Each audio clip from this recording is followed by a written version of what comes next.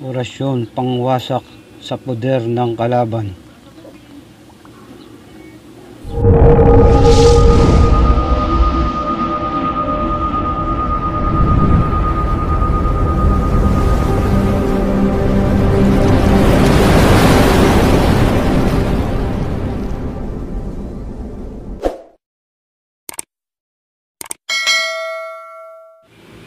Orasyong pangwasak sa poder ng kalaban. Yan ay babahagi ko sa inyo ngayon. Kung kayo'y nasa pakikipagkumbate, yan ay magagamit nyo.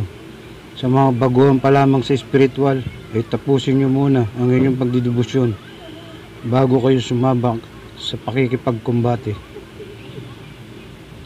Mapagpalang araw po sa inyong lahat na sumusubaybay sa aking video.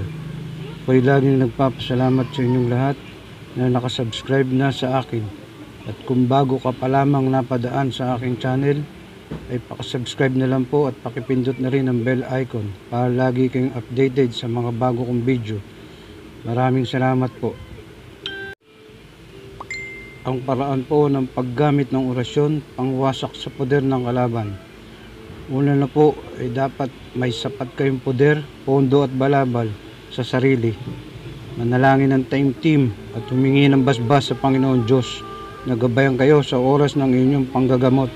Maging buo ang inyong loob kung kayo'y makikipagkumbate. Ang paraan ng paggamit ng orasyon ay uusalin ng 3 beses sa sarili at ito'y iihip sa tuktok ng inyong pasyente upang makalas ang poder ng kalaban.